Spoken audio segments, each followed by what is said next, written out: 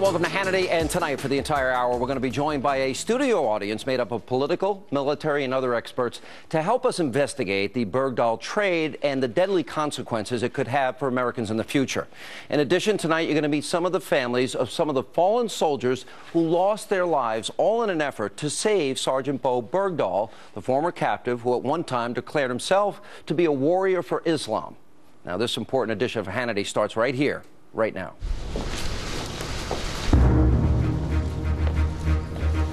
After nearly 5 years in captivity, their son Bo is coming home. It's always gratifying to have an American soldier brought home. On the other hand, Sergeant Bergdahl, there's real questions about how he was captured. Did he desert his post? I think it's a bad deal pretty much all the way around. The more we learn about this guy, the more suspicious it becomes. I can't speak for everybody else in the unit, but you know, rumors were going around that he wasn't really happy about our position and what we were doing in Afghanistan. It was absolutely the right thing to do for the Commander-in-Chief, for this administration, to take action to secure his release. He did not serve the United States with honor. We all took an oath. He violated his oath. He's going to be safely reunited with his family. He served the United States with honor and distinction. The problem is we traded a deserter for 5 war criminals. These are the hardest of the hardcore. These are the highest high-risk people. These 5 detainees do not and will not pose a significant threat to the United States. Is there the possibility of some of them trying to return to activities that are detrimental to us? Absolutely. Some notion that this band of characters, these terrorists, are not going to get re-engaged in this fight in some way is absolutely naive. These are people that are most likely to go back and once again launch strikes or attacks against Americans. As you can see, the issue has been a major point of contention all across America this week. So we get things started. We welcome in our distinguished audience. Thank you all for being here. I have interviewed many of those that served with Sergeant Bergdahl. Every one of them says he was a deserter and maybe worse. How many think maybe worse? Wow.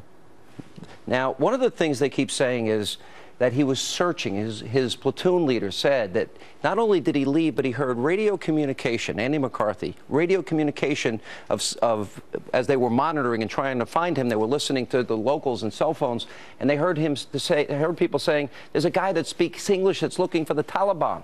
Right. Well, what does that tell us? It certainly gives grounds for suspicion that he was trying to reach out to the enemy, and everything we know that happened thereafter, including the fact that their attacks on our guys became much more precise in the aftermath immediately of that. Thereafter. I think it's a logical inference. It's certainly a good reason to investigate whether he not only deserted but became a collaborator. And then, of course, the question of he became a warrior for Islam comes up. Let me put up on the screen the words. Now, the New York Post is reporting that days prior to his capture that Sergeant Bergdahl, in an email to his parents, wrote the following. He said, "I'm sorry for everything here. The people need help, yet what they get is the most conceited country in the world telling them that they're nothing and that they're stupid. I'm ashamed to be an American, and the title of U.S. soldier is just the lie of fools. I'm sorry for everything. The horror that is America is disgusting."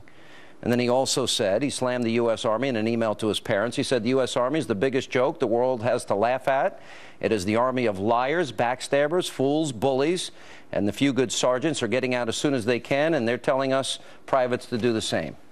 Ainsley Earhart, you investigated Sergeant Bergdahl. This is the same U.S. Army that has protected our freedoms. You know, our loved ones, D-Day, and our loved ones fought for this country, for our freedoms, for freedom of speech, freedom of religion. If he's ashamed to be an American and we're going in to get him, and his own platoon members are calling him a deserter, but then you have this one man who gladly served our country down in Mexico. We're not doing anything to get him out. But I did go out and investigate his past to find out a little bit more about him, to find out what his childhood was like. So take a look.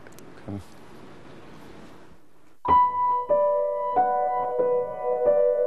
Bo Bergdahl was born in Sun Valley, Idaho in March of 1986.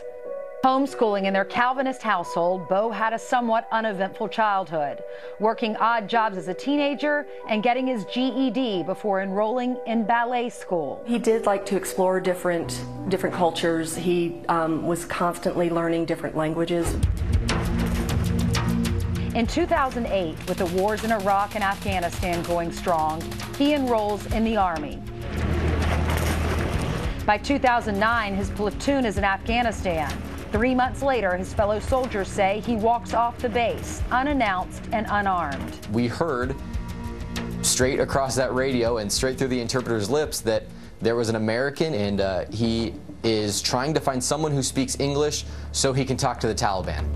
In July of 2009, the Taliban releases this video showing him in captivity. I'm a prisoner. I want to go home.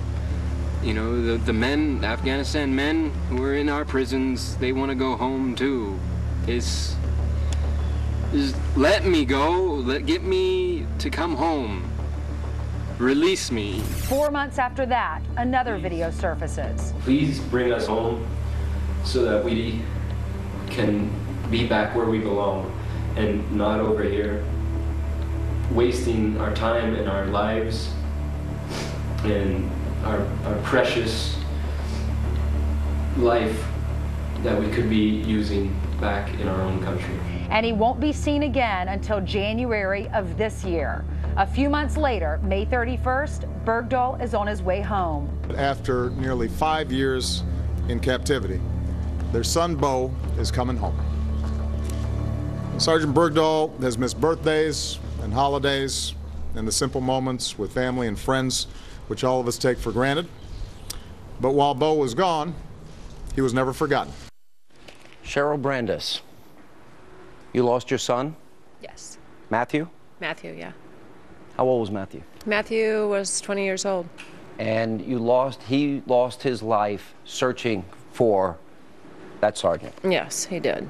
Now that all of this has come out, I can't think of anything worse than losing a child. I have 2 kids myself. It's the worst thing that could ever happen. Absolutely. Now that these things have come out, what's your reaction to all of this? I'm outraged. I'm overwhelmed with emotions.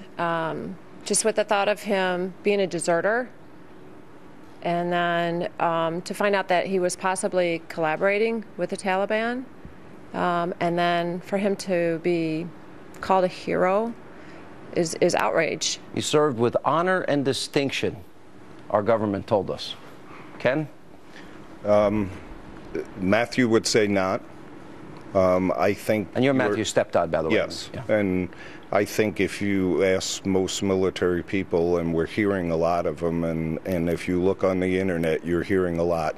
Nobody agrees with that statement. That's one of the most outrageous statements. And she's made some pretty outrageous statements that I could think of. You know, it's interesting because as I spoke to his platoon members, and I spoke to many of them, including the leaders of the platoon, of your son, they all said the same thing. They all agreed he was a deserter. They spent over 2 months going out every day in hostile territory looking for this person that they knew was a deserter that possibly could have been collaborating with the enemy. It drives me nuts. Now, Tom Shea, you led the search for Bergdahl in 2009. You're a former Navy SEAL. Tell us about that search. Well, I want to add that it's still one of the greatest honors is to be a citizen that you know somebody's going to come rescue you no matter how bad your decisions have been. He clearly made some bad decisions. And you knew it at the time. You knew he was a deserter. Everybody knew, right? What we knew at the time was that he walked off base not in distress.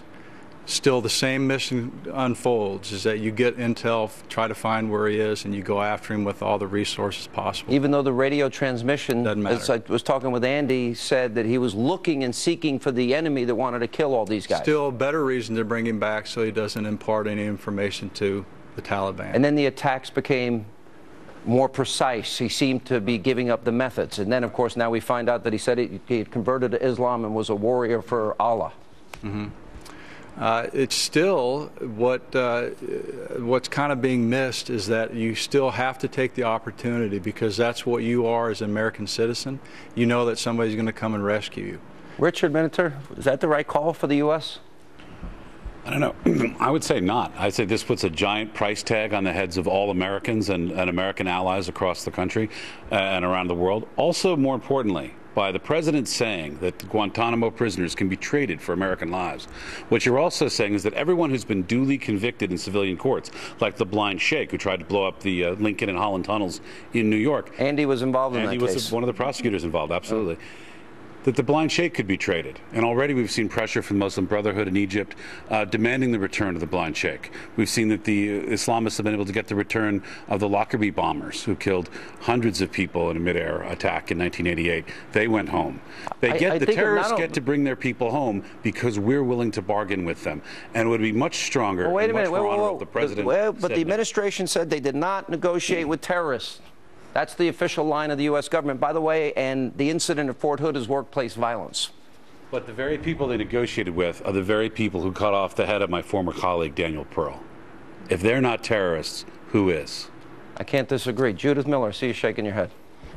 I think that this is, and as you know, Sean, I'm not used to quoting Hillary Clinton. This is one of these hard choices. This is a very sad event. What should have been a joyful, joyous event, the return of a POW, has become a simply awfully wrenching, terrible moment for us. But I want to know more. Was it the right thing to do? What do you want to know? What do you want to know? Well, I mean, we've heard from his platoon members. I want to know more about Bergdahl. I want to know more about what he went through. I want to know more about why he left. I want to know more about his background. I want the Army and the military to do an investigation and decide, and then we will decide what to do with him, but at least we have him back. So he was not a POW. Let's be very clear. He was a hostage. The Haqqanis are a terrorism network. They are, I describe them as 80% Sopranos, 20% Al-Qaeda, okay?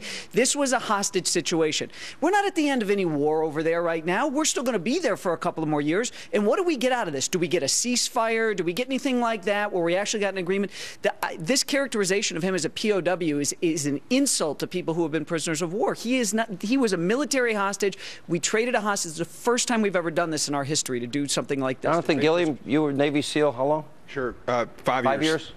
And then I went to the FBI afterwards. And I'm looking, you know, in the court of law, there's been people that have been convicted for murder without a body. All right, in the United States. And you really do get convicted in two courts in the United States. One is public opinion, one's the court. But the court's supposed to look at things in an unbiased manner. And in this fact right here, where we're talking about a POW, if he is an enemy, if he is a combatant, and he's in arms, and he goes into a fight, and he's taken by the enemy, he's a POW. In this case, he sought them out. He set everything down. The minute he left his stuff behind, he stopped being a warrior and started being basically a citizen, even though he's still under contract with the United States government. And maybe a collaborator, maybe worse, maybe a traitor. All right, we got to take a break. We'll come back. And coming up next tonight, right here on Hannity. We saw an opportunity and we seized it, and I make no apologies for that. All right, the president, he digs in his heels about his decision to negotiate with terrorists, but what about the families of the 6 men who died trying to find Bergdahl in Afghanistan? What do they think about the commander-in-chief refusing to apologize for his actions, especially now that we've learned that he once described himself as a warrior for Islam? You'll find out next, straight ahead.